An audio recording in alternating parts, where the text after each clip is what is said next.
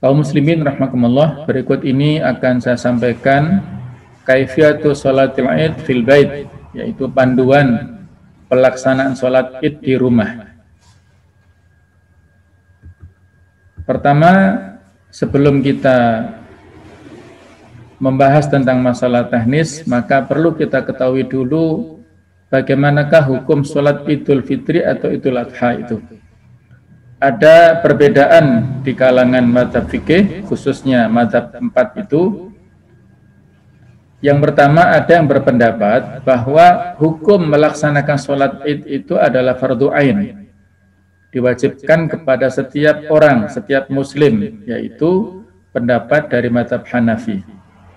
Yang kedua, ada yang berpendapat bahwa hukumnya sunnah muakkadah, sunnah yang sangat dianjurkan, seperti mazhab Maliki dan mazhab Syafi'i. Dan yang ketiga adalah pendapat yang mengatakan bahwa itu hukumnya fardu kifayah. Jika sudah dilaksanakan oleh sebagian kaum muslimin, maka gugurlah kewajiban itu pada kaum muslimin yang lain. Itu adalah pendapat dari mazhab Hambali. Monggo kita dipersilakan untuk memilih salah satunya sesuai dengan keyakinan kita masing-masing.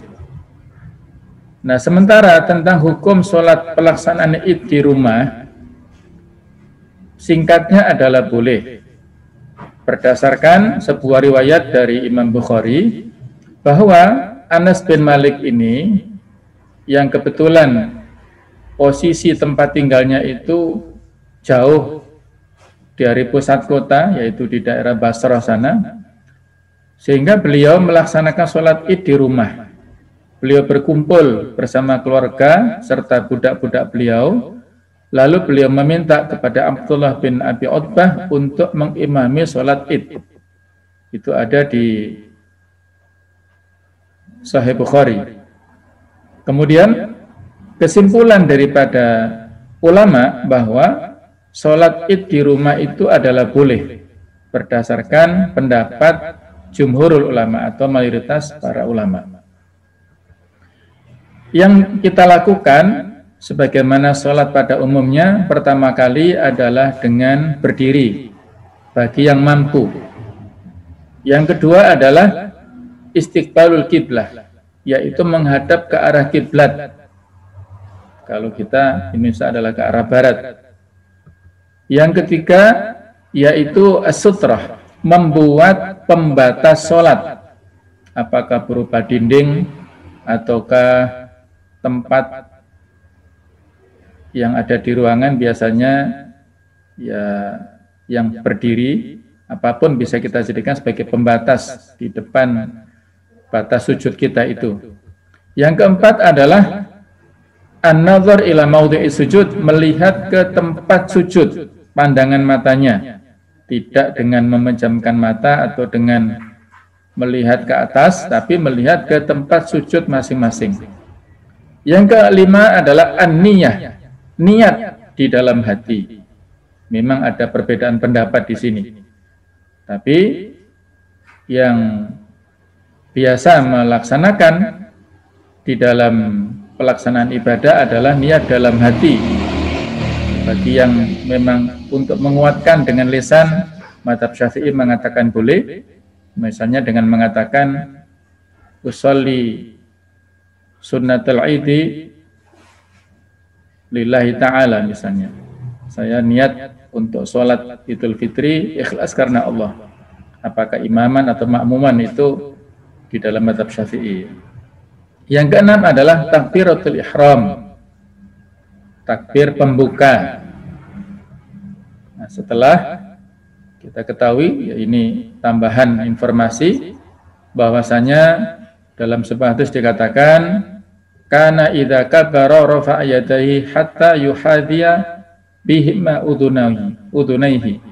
Adalah Rasulullah SAW ketika bertakbir, beliau mengangkat kedua tangannya hingga sejajar dengan kedua telinganya. Bisa juga hatta yakuna hadwa mangkibaihi, sejajar dengan dua pundaknya. Jadi ada dua cara itu ya.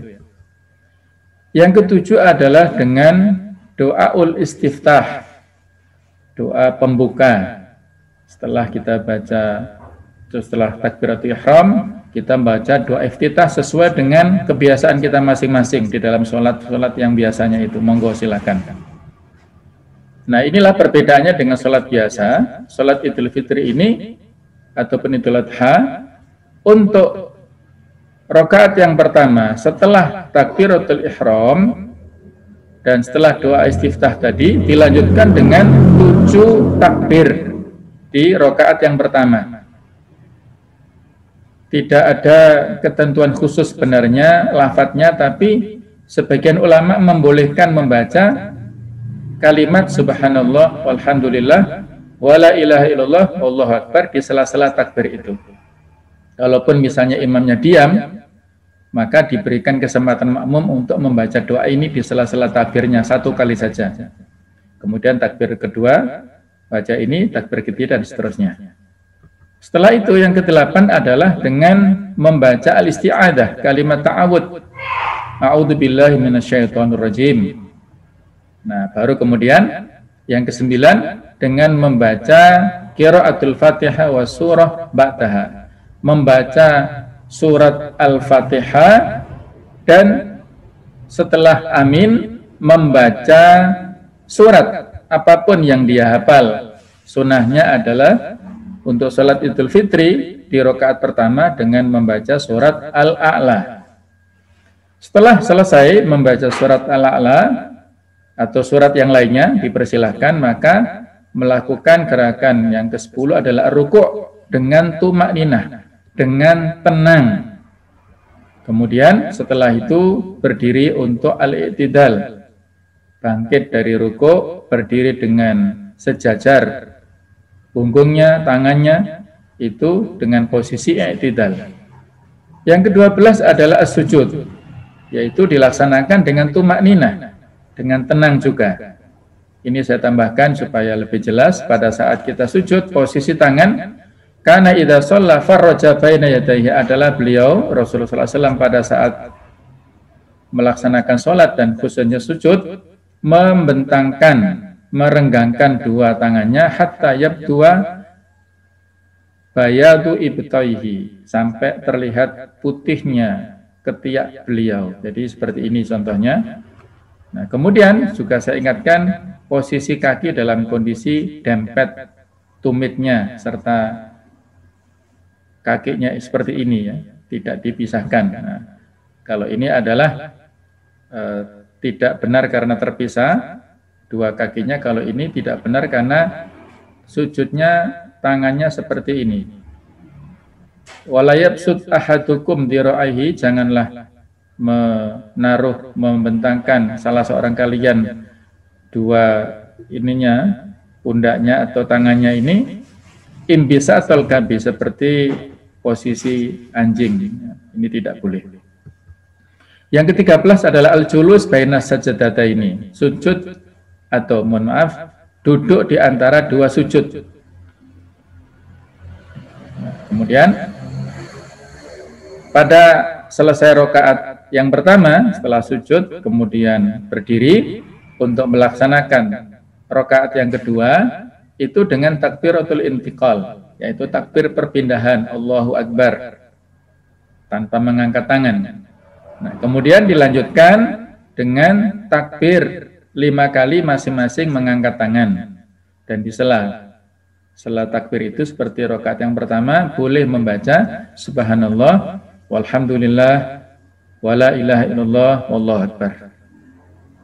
Yang kita lakukan pada rakaat kedua ini adalah sama dengan rakaat yang pertama, bedanya hanya takbir saja tadi, sehingga sampai gerakannya seperti yang rakaat pertama. Dan setelah sujud yang kedua, maka dengan itu kita langsung masuk ke at-tasyahud. Posisi atau gerakan yang keempat adalah 14 adalah at-tasyahud. Nah, kemudian kita membaca sholawat kepada Rasulullah Muhammad Sallallahu Alaihi Wasallam sebagaimana biasanya, yaitu disambung dengan sholawat Ibrahimiyah. Dan sebelum salam jangan lupa doa qabla salam, berdoa sebelum salam. Ini juga doa yang mustajab. Di antara doa yang bisa kita baca sebagaimana riwayat dari Abu Hurairah, qala Rasulullah sallallahu alaihi wasallam, beliau bersabda, "Idza tasyahhada ahadukum," ketika salah seorang di antara kalian tasyahud, "falyasta'id billah," hendaklah memohon perlindungan kepada Allah min arba', dari 4 hal. Dia mengatakan, "Allahumma inni a'udzubika," ya Allah aku berlindung kepadamu, min adzabi jahannam, dari adab siksaan neraka jahannam, wa min adzabil qabr, dan dari siksa kubur, wa min fitnatil mahya wal mamat, dan dari cobaan kehidupan dan kematian, wa min syarri fitnatil masihid dajjal, dan dari keburukan cobaan masihid dajjal di akhir zaman nanti. Setelah itu kemudian diakhiri dengan at-taslim, mengucapkan salam, yaitu dengan menoleh ke sebelah kanan, kana yusallim an yaminihi, salam ke sebelah kanan dengan mengatakan assalamualaikum warahmatullah, hatta yura bayadu khaddihil aiman, sampai terlihat putih pipinya sebelah kanan Rasulullah SAW. Wa an yasarihi, dan ke arah sebelah kiri juga demikian, assalamualaikum warahmatullah. Demikianlah kita setelah selesai melaksanakan sholat Idul Fitri ataupun Idul Adha, dan setelah sholat itu untuk pelaksanaannya di rumah boleh dengan dilanjutkan khutbah, dan juga tidak dengan khutbah juga tidak ada masalah. Yang dulu dilakukan oleh Anas bin Malik tidak ada khutbahnya. Kalaupun sekarang dilaksanakan khutbah juga boleh saja yang namanya tausiyah, tapi itu tidak wajib hukumnya. Demikianlah keterangan singkat dari kami. Mudah-mudahan ada manfaatnya. Subhanakallahumma wa bihamdika asyhadu an la ilaha illa anta astaghfiruka wa atubu ilaik. Jazakumullahu khairan ala husni istima'ikum. Terima kasih atas perhatiannya. Wassalamualaikum warahmatullahi wabarakatuh.